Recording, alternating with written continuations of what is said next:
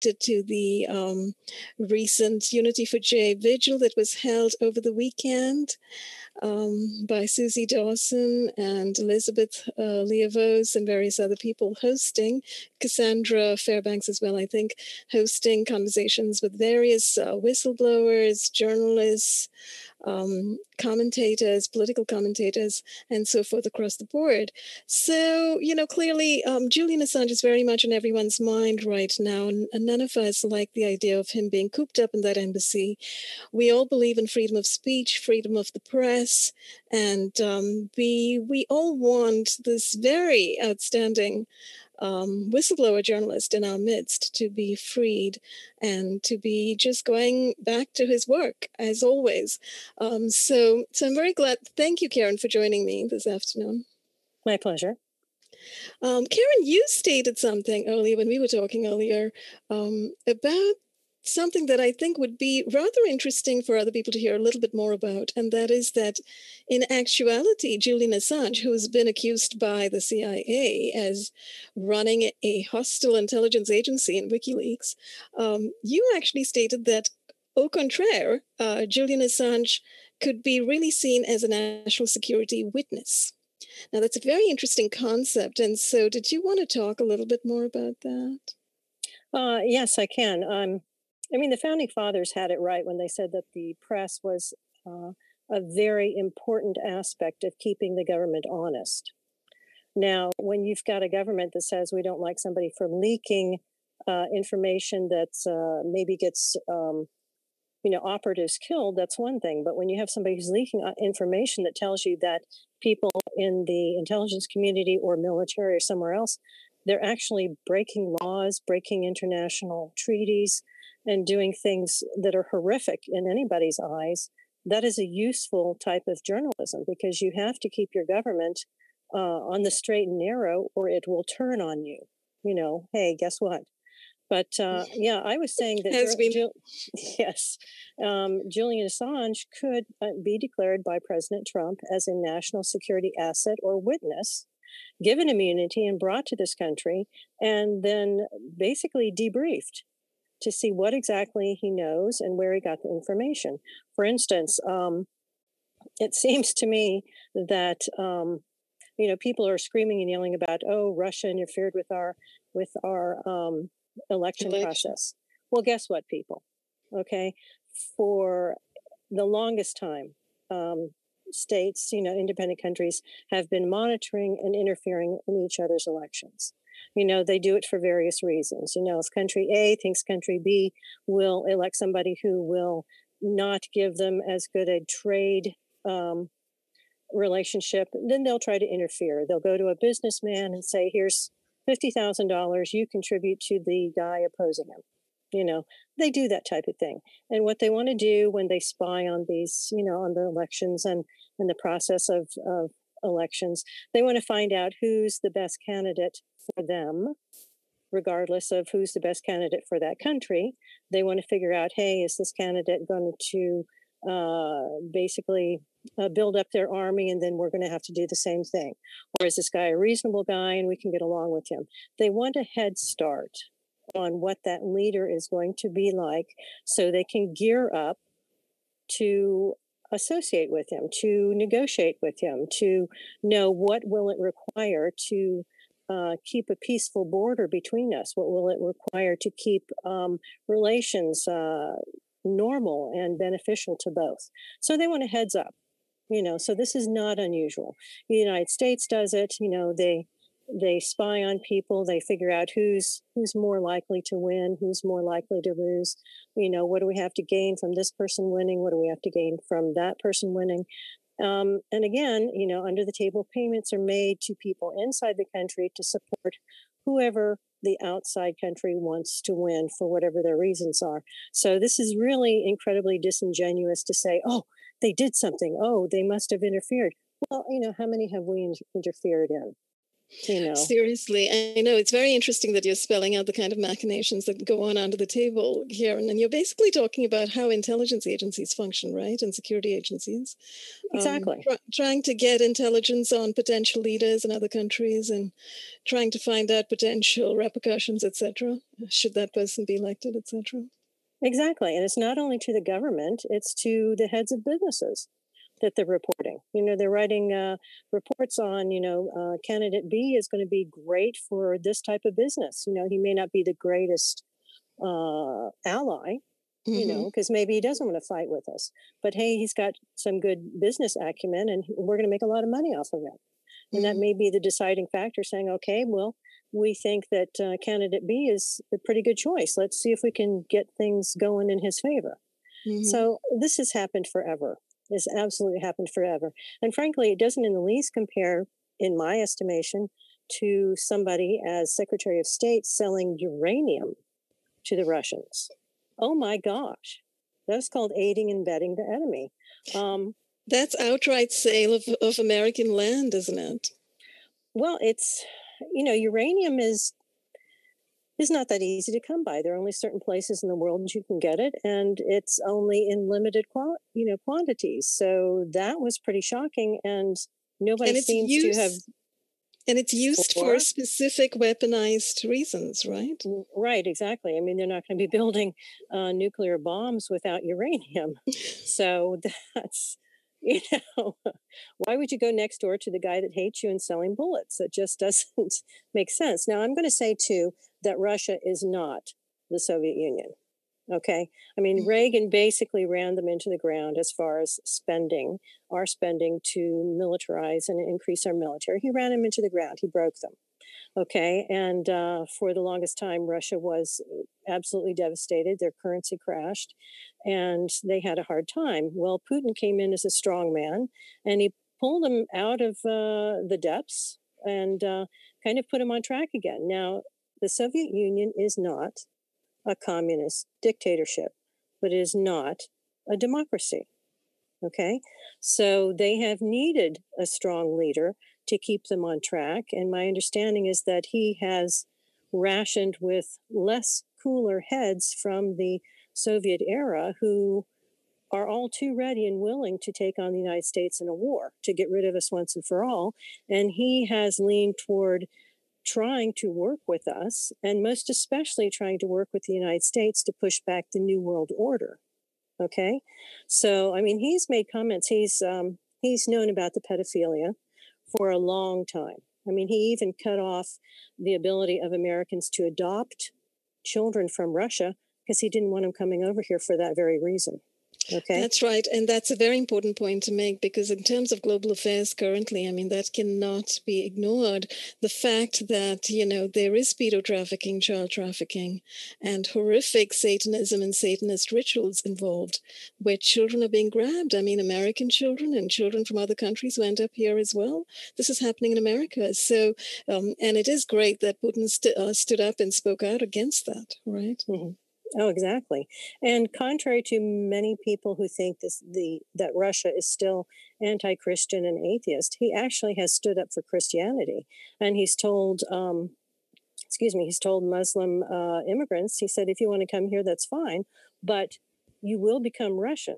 You will assimilate. There is none of this, carving out a piece of Russia for you and expecting us to cater to you, because you need us. We don't need you. So he's been very tough on immigrants. And he said, if you don't have that attitude, you're not welcome here. And how can you say that he's not right? Because any sovereign nation has the right to say who comes and lives there and who assimilates. Are you bringing skills that we need, or are you bringing mouths to feed that we don't need? Mm-hmm. Well, the whole issue of immigration has become such a loaded one currently because there've been, as many of us know, there've been a lot of secretly funded immigration moves into Europe, for instance, those huge boatloads of immigrants from Northern Africa and elsewhere going into Europe and from the Middle East. Then there's also been wars creating real refugees. There's been drug busts and drug wars and drug gangs and whatnot. I'm sure the CIA was mixed up in it somewhere in South America, Central America, bringing immigrants to our borders over here. So in the past, whatever held true for, the flow of people across the world appears to have been exacerbated and accelerated in very politicized ways currently. So it's, kind of a real kind of strange, chaotic situation we are facing all over the world in regards to immigration. So that's another issue as well. To return to this issue of, Russia being named as interfering in the Trump elections, and Russia being named as the people who handed over emails to WikiLeaks. It seems like Russia all of a sudden is being brought in, and both President Trump and Julian Assange appear to be witch hunted in identical ways over here. Exactly. And I have to say I have my doubts as to whether Russia acquired what was exposed. Because some of the political scientists have said, look, when Hillary was running for president, when she seemed to start gaining, WikiLeaks would release some of the emails. And people would say, oh, well, now, wait a minute, maybe I don't support her because things looked really dicey with what she was doing. And they were. The Clinton Foundation is probably one of the biggest scams the world has ever seen. And that'll come out, even if people aren't aware of that, it'll come out more and more. But, it seemed like the Clintons were the ones who were really hot and heavy after Assange for releasing these things that they were not lies. They were exposing Hillary as, really the traitor that she is. If you look at it, Russia would be very interested. They would look at this election and say, okay, we see Hillary Clinton as a known New World Order puppet. Absolutely, New World Order. And Russia's against that, for a very good reason. And we're looking at the Republicans. Who are they going to nominate? Look, they've got Donald Trump. Well, we've had business dealings with Donald Trump. He's not an unreasonable guy. He's not a hawk that's going to scream bloody murder, attack the Russians, blah, blah, blah. So we're probably more interested in seeing him actually win than her, because then we would have an ally against the creep of the New World Order, and with her, then again, I'm going to point out, because I've said this before, if Hillary had won, then she would be turning over the might of the United States to the New World Order, which would create a lethal danger to Russia and many other countries, to include China. And I've brought up the fact that Americans don't think globally, but if Russia and China saw that she became president and that she would have her finger on the nuclear button, they might be tempted to do something preemptively. And I can't say I blame them. So what they might do is send over an airplane, let's say disguise it as a commercial jetliner, have it fly about a mile above the United States and send off a nuclear bomb. That would be an EMP, electromagnetic pulse. It would send us into the dark ages. And if they were patient, the vast majority of the population would die in the first year, because we don't know how to grow food. It'd be killing each other for cans of tuna left in the grocery stores. So if they waited a year, they'd have very little population in this country. And they would just come over, they'd send over people to populate it. Probably Russia and China would say, we'll split this, you take the West, we'll take the East. Or they could have done something like tactical nukes, preemptive tactical nukes to the population centers of the United States, and also to, the missile silos and things like that. Again, take us out before we could be a threat, and there would be minimal population left. They'd come over, maybe intermingle with the population, and still take over the United States, because China, especially, needs a place for all its people. It needs somewhere to grow food. It needs somewhere to raise cattle, raise pigs and chickens and things like that, because they live in one of the most polluted countries in the entire world. And they have the least amount of potable water per capita of anybody in the world. And the United States and Canada have the most amount of potable water. And some of the absolute best farmland and grazing land in the world. And so that would be desirous to both countries to have control of that, and certainly have, they would have taken out the New World Order ability to conquer them. Mm-hmm. That's a really interesting laying out of what might happen. And you point to something very, very essential. Hillary Clinton does appear to be connected to the CFR, to the globalists, to the deep state. And in fact, one of the most important emails, I think, that came out of that cache that Julian Assange released, that were, he says, given to him. But, he stated in this particular interview with John Pilger on RT that I recently rewatched, he states openly, no, these emails did not come from Russia. But, he wasn't revealing sources, and that is part of a journalist's prerogative to protect sources. So, but he did say unequivocally these emails did not come from Russia. And one of the emails he pointed to was talked about the fact that ISIL or ISIS, I think they were calling it ISIL back then, right, during Obama's reign, ISIL was being funded by Qatar and by Saudi Arabia. Now, as we know, those countries are supported by the US. So this talks about weird geopolitical connections and creations and strategizing that actually involve the creation of terrorism, the creation of terrorists. That's huge, right? Obviously, that's huge. And that points a finger directly at the CIA, directly at the deep state, directly at the globalists and the New World Order. So perhaps, as you point out, people like Putin in Russia and the Chinese premier, seeing this scene unraveling over time, have also begun to understand very clearly some of the undercurrents here in terms of how terrorism is playing out on the world stage, and how they need to step in at some point, or they need to push back in order to prevent the New World Order from taking hold. At least I hope that they are indeed acting like sovereign nations and wishing to be against global governance, because it appears as if currently in the US, global governance, the deep state, etc., have a very firm hold in America currently.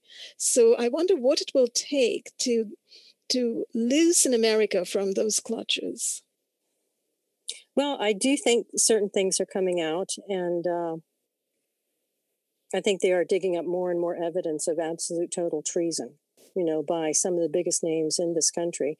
And the thing that's interesting, you can't just come out and say, all these people they're basically guilty of treason. I mean, treason is a capital offense, and it should be.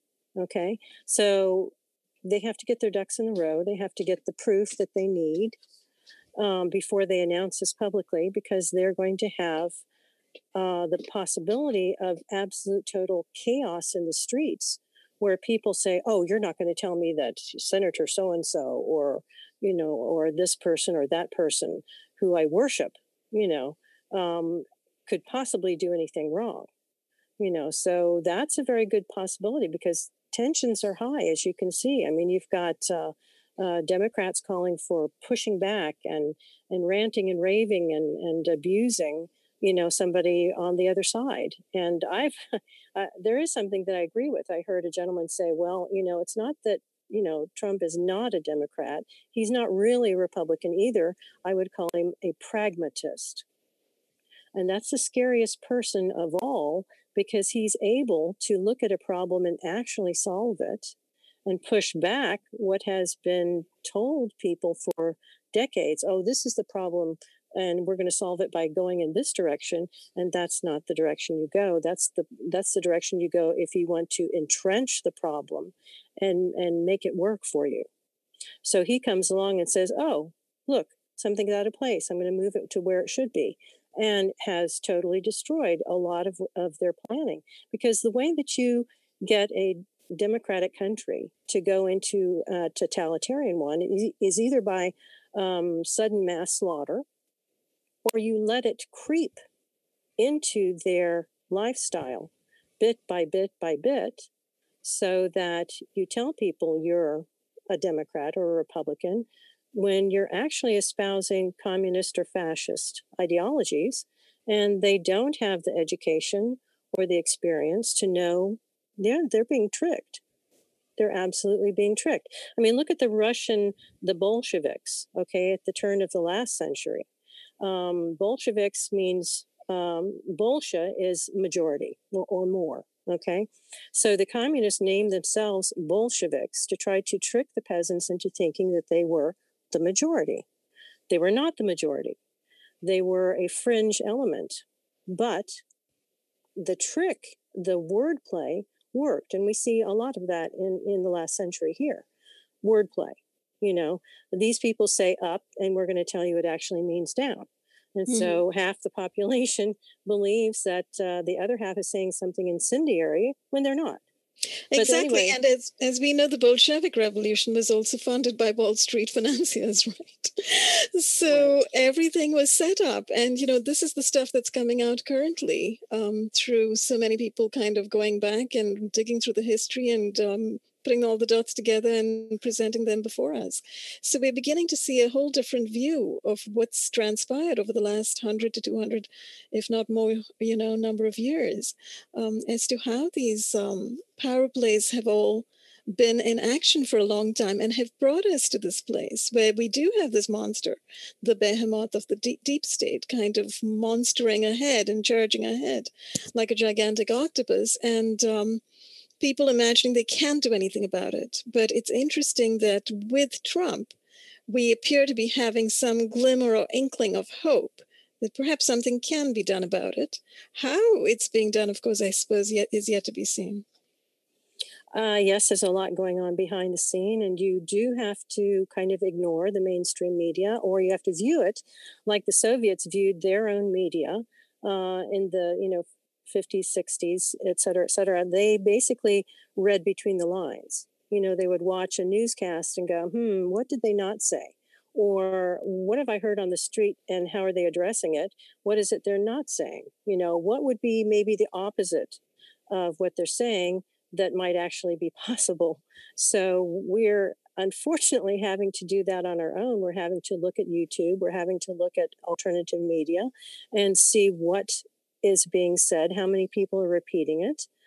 Is it just one lone person saying it in the wilderness, or are we getting echoes of that from other people who are independent media? You know, and what is it our mainstream is not addressing? And this actually brings us back full circle to WikiLeaks, because WikiLeaks has done such an immense job in revealing some of those undercurrents and sort of showing us what these diplomats are saying to each other, showing us what the Secretary of State is focused on, and why this should be of interest to the rest of us, and who she appears to be sponsored by, even though she's the Secretary of State for the USA. So, WikiLeaks has actually, and, Bill Binney stated in his conversation, I think, over the weekend, something very interesting. He said the thing that WikiLeaks has done is it's put the raw data out there. It's put the emails out there. So anybody can go in, look at these emails themselves, figure it out for themselves, rather than, being fed a line, being fed party propaganda, either from the Dems or the Republicans. So the raw data is there for us to see. And, Julian hasn't really taken any particular sides. He has put the information out, it seems. So, more power to him on that level. So coming back to this question of him being a national security witness, clearly, as you've pointed out, if WikiLeaks is doing everybody the favor of revealing to us what exactly is going on, then the kind of scenario that you were talking about can indeed be averted. So it's along those lines that you are seeing Julian as a possible national security witness, right? No, absolutely. I mean, Trump has got to find out. He's got to have some talks with him. Assange has got to be debriefed and given immunity, because I suspect that insiders in the Clinton campaign basically gave him this type of break. And we do know that some Russian visitors did come to see him in the Ecuadorian embassy. And that probably was to review some of this stuff to see how very dangerous that the non-Trump candidate might be, So I think they just wanted information so that they could totally assess who would be a decent leader and who would be a danger to not only them, but the world. Now, if they got to look at some of these emails to see the wheeling and dealing that was going on at the expense of not only the United States, but perhaps the entire world, then they would have a better reason to dig in their heels and say, no, we're not going to do this, or yes, we're going to do that, or to prepare.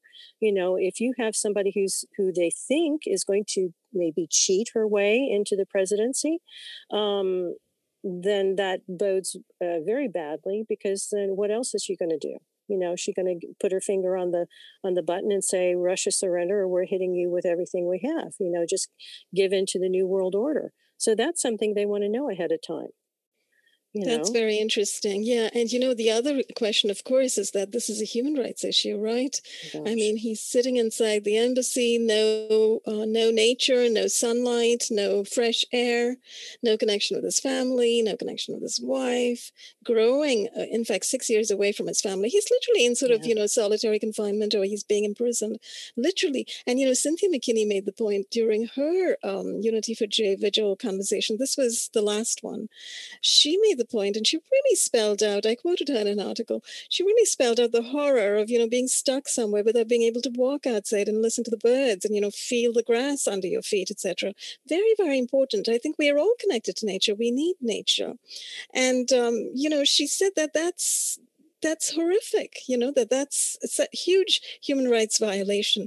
Now, America tends to put itself on a pedestal as a huge, follower of human rights. Now, you and I know that that's not really true in practice, because I think we are national witnesses to something else that's going on in the U.S. that we talk about every Thursday morning on Techno Crime Fighters Forum. So, we know about surveillance abuse, and we are speaking out about it. But this hypocritical kind of vision of America as a huge human rights champion is being even doubly questioned by this incarceration of Julian Assange, because obviously, if it weren't for the US waiting in the wings to imprison him, this would not be happening. The British police would not be, standing outside the embassy door waiting to grab him as he walks out. So the U.S. is wielding enormous power here, right? I mean, the U.S. could very well roll this back. Trump could do what? Issue an executive order to stop this? Yes, I mean, he has multiple options, all of which are basically giving him immunity, saying we need his testimony, and he's a national security witness, bring him over, protected, safe, and we're cutting a deal, because we want to know about who are the criminals inside the United States who are betraying us and endangering the world. Mm-hmm. Yeah. I see. So that would give a reason for the debriefing, etc. And there's, of course, all sorts of other awarenesses as well. I mean, the UN ruled in February 2016, I think, that he was being held unlawfully, and he should be released, and he should be compensated, in fact, for having been kept confined. So, but nobody's honoring this. The British government isn't honoring this. The US government isn't honoring this. There's still time, right? All they need to do is go back and look at those UN papers and recognize there is a great need to engage in a human rights intervention at this point. And that UN ruling gives them the way forward to do that. It does. I mean, when it becomes a crime to reveal the criminal activity of your government, something's wrong. You're being ruled by criminals, and this is something that ought to alarm people. I mean, the United States government, once it was embarrassed by the revealing of the Chelsea Manning videos that she sent to Wikipedia showing Americans, needlessly, gratuitously killing civilians. That embarrassed the United States. And then they obviously put pressure on Sweden to find witnesses against Assange to fabricate sexual, crimes. Absolute fabrication. That never happened. Happened. That was baloney, and eventually, I think it was 2010 that they tried to convict him or press charges against him for 2 or 3 rapes that didn't occur. And then by 2017 or so, the Swedish government dropped it, saying, these people, we can't, this is just kind of stupid. That's and right. so we're not going to prosecute him. But, they did so because the Americans put pressure on them to get him for something. I'm sorry, but if you have to fabricate charges against somebody to get them, then maybe you ought not get them, But then the Brits, of course, being cooperating with Americans, still wouldn't basically let him free because he was out on bail, and then he decided that it was rather hopeless, and he absconded. He disappeared for a while, and so they still have the bail charge against him. And they have spent, and I just read this and I couldn't believe it, they've spent at least $12 million keeping police around the Ecuadorian embassy just in case he would pop out so they could grab him for the Americans. $12 million. I'm sure those police had better things to do. I mean, is this what police are doing? Well, we know the state of affairs in today's world currently is absolutely grotesque with what the police are doing and not doing. Yeah, it is. But I just, I could have fallen out of my chair. I said, good gosh. And this is for revealing criminal activity of people inside the government. They're that vindictive and desperate, to shut people up about criminal activity. Because we are talking about criminals doing this from inside, holding the reins of power and trying hard to, stop the truth from coming out, stopping people like Julian who are getting the truth out there. Yeah, exactly. Yeah, so that's the unfortunate state of affairs we're faced with. Right, exactly. And you've got, look at, what is her name? Reality Winner. Okay. The young woman who was working in Augusta, Georgia at the NSA facility at the military base there. And she revealed certain things. And she's being prosecuted and she's being put in jail for doing that, where she did leak something. Okay.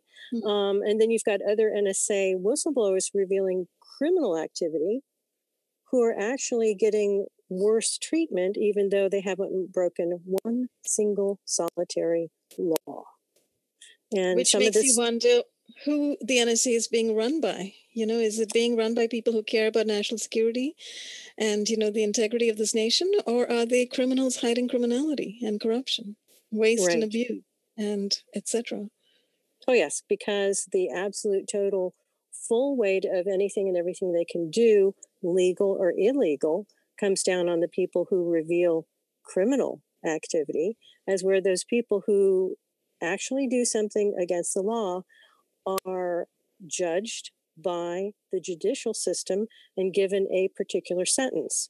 Those other people who reveal criminal activity are being judged extrajudiciously and punished extrajudiciously. And there is no limit or end to their punishment for having revealed criminal activity on the part of the NSA or of any other, agency. Mm-hmm. So this is just such irony. It really is. It is. And, we know that at this point in time, we're not dealing with normalcy at all. This is no longer punishment for crime. This is, extrajudicial, out of control takeover totalitarianism being run by criminals inside agencies. Yeah, it's vendetta. It's revenge. It's vendetta. Mm-hmm. The same that you'd expect to see from the mafia. Yeah, so literally we are seeing that all around us today, and that's the unfortunate situation. If there are any good guys left in these agencies, one can only hope that they begin to start acting, in a very strong and sustained and meaningful way to turn this around, because this situation is absolutely untenable, as far as I can tell. What is your own assessment? We're reaching the end of civilization if this isn't pushed back. We really are. The intelligence community has lost its way. It's become totally insane. There is no one reining it in. Everybody's afraid of it. If they can go before Congress and the Senate and say, we can't answer your questions because you don't have the clearance, if it doesn't occur to the people who have oversight to demand that they do have the clearance, then we're just too dumb to exist. I mean, that's just ridiculous. People have got to suck it up and push it back. And our leaders have got to quit basically being pompous buffoons, and drunk with power, and actually do something. And if they don't, then I would encourage people to start paying attention to who's running for office and elect a smart guy or a smart gal, instead of the buffoon. Mm-hmm. So start paying attention, because your civilization and your life is going down the toilet if you keep electing clowns who can't or won't deal with an intelligence community that has gone absolutely off the rails and can't seem to find an enemy other than looking inside their own country. Absolutely. I think, there's still hope if we have people of conscience and integrity elected to office. And of course, there's also the possibility of, President Trump pardoning Julian Assange and really, in a sense, creating an alliance, therefore, with him. He is a whistleblower journalist. He is revealing war crimes and crimes against humanity. This is what we need. This is the kind of openness and transparency that we need in order to make this country go forward. So hopefully, President Trump will see it in those terms and take some very definitive and meaningful and moral action in this regard. So yes, and what he reveals could, I remember Trey Gowdy, and I think it's Congressman Trey Gowdy, talking about the fact that he understood why Mueller had lied before Congress, because if they pursued it, they'd have to arrest half of Washington. Well, I say arrest them. I say, what's the problem? If you get Assange to give you the full information in regard to the WikiLeaks, the Hillary's email, then if you have to arrest half of Washington, then do so. Oh, that would be fantastic if he had that information. Yes, absolutely. Yes, because it's a cancer. You've got to get rid of it. You've got to get rid of every single piece of it that you can. Whether it's the senator or the congressman or the page boy, You've got to get rid of it. And how they're running these operations, these extrajudicial operations. That would be fantastic if Assange did indeed have access to that kind of information and could indeed share it, through WikiLeaks. Although I think WikiLeaks has done a tremendous amount already, and it's already put so much information out there. Mm-hmm. So on that note, we're very hopeful. We look forward to some very positive action from the Trump administration. We encourage everyone over there to take the right action, to think about how Julian could indeed be seen as very important for our own national security, as Karen has just pointed out. So thanks so much, Karen, for stopping by this afternoon to talk about this, because this was, very detailed understanding that only someone like you with your background could possibly have. Well, it was my pleasure. Thank you. Thank you. So bye, everyone. And we'll see you another time. Bye-bye. Bye-bye.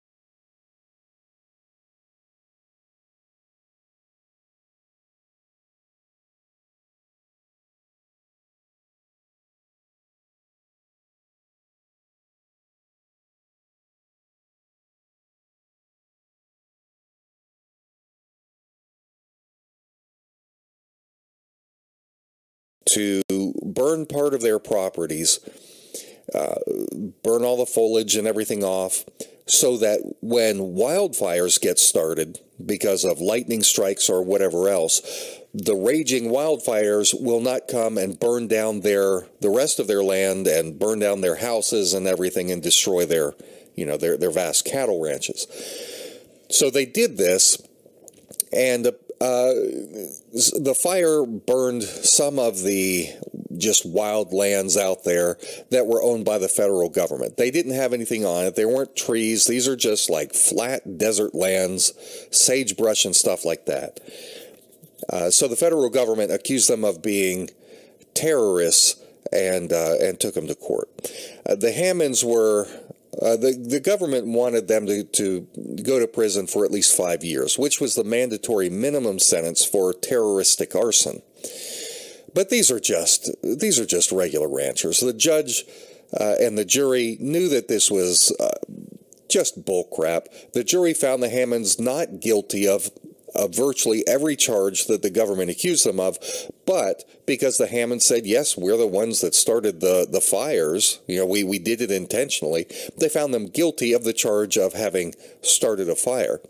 The government wanted them put away for at least 5 years. The judge said, absolutely not. That's a violation of the constitutional prohibition against cruel and unusual punishments. The judge acknowledged this is something that all the ranchers do. It's unfortunate that it spread a little bit beyond, leaked onto some federal lands there, but there was no intent. This was not terrorism. So what he did was he gave the older man, Dwight, about a month in prison. Stephen served a year in prison. And that's it. They got out. I mean, even that sentencing was unfair, but they got out. Well, right before the statute of limitations was about to run out on this charge, the federal government decided to go after them again for the exact same thing. So they took them back to court, and they argued that because the original mandatory minimum was set aside, these men should be sent back to prison for the full duration of their the 5-year mandatory minimum. And so there was a new judge in the case, and that's exactly what happened. They sent Dwight and Stephen back to prison, and part of this litigation included the BLM having the right of first refusal, meaning if the women couldn't keep the ranch running in their absence and had to sell it, then they were obligated to give it to the BLM first. So this is a dirty tactic. And this is what inspired Ammon Bundy and Lavoy Finicum and all the other people who formed the Citizens for Constitutional Freedom. They went out to Harney County in Oregon, and we know the rest of that story. So fortunately, Donald Trump has pardoned these men. And I think that's a very good thing, very good decision. Really, the credit, if it's going to go to any politician, should go to Representative Greg Walden, who is a Republican there in Oregon, member of Congress, who has been fighting for this for a very long time. Greg Walden has pushed really hard to get this pardon for Dwight and Stephen Hammond, and he has spoken directly to President Trump several times about this, pushing Trump to carry out this pardon. So while I again thanks to President Trump, but also let's not forget to credit Representative Greg Walden for the great work that he did, and for the work that so many people on the ground, like Ammon Bundy and Lavoy Finicum, these men who risked their lives, and in Lavoy's case, gave his life to take a stand in defense of the Hammonds and in defense of the rest of us who are being subjected to these very heavy-handed tactics by our federal government. Unfortunately, Stephen had already served 4 years of his 5-year sentence, and Dwight had already served 3 years, so it didn't shave a whole lot of time off, but still, I'm glad that they're out. And for those of you who are totally new to the issue of the Western land problem and what the federal government is doing out there, what I'll do is attach an old video that I did, I think this was back in January or so in 2016, It's not great quality. The audio is pretty rough, but you're welcome to listen to it. And it tells the story a little bit more of the Hammonds and why this was such a big issue. This is all part of the effort to take a stand against the oppression of the federal government as it cracks down harder and harder on innocent citizens like us. So anyway, hope you enjoy, and I hope that you're as glad as I am at the news that the Hammonds have been released. For Blackstone Intelligence, I'm Jake Morphonius. Fox News, written in the lands of the West, good law-abiding American citizens have... arrest led to the armed occupation of wildlife refuge. President Trump on Tuesday pardoned the father and son ranchers from Oregon whose imprisonment for setting fires on federal land sparked a 41-day takeover of a wildlife refuge in the state. Trump signed the order granting clemency to 76-year-old Dwight Hammond and his son Stephen Hammond, who were convicted of arson in 2012 for fires that burned on federal land in 2001 and 2006. Though they served their original sentence for conviction, Dwight served 3 months, Stephen served 1 year. An appellate judge ruled in 2015 that the terms were too short under federal minimum sentencing laws, and the Hammonds were resentenced to serve the mandatory minimum. The decision led to the 2016 protest. The Hammonds are multi-generational cattle ranchers in Oregon imprisoned in connection with a fire that leaked onto a small portion of neighboring public grazing land, the White House said in a statement. The evidence at trial regarding the Hammonds' responsibility for the fire was conflicting, and the jury acquitted them on most of the charges. The statement added, "Justice is overdue for Dwight and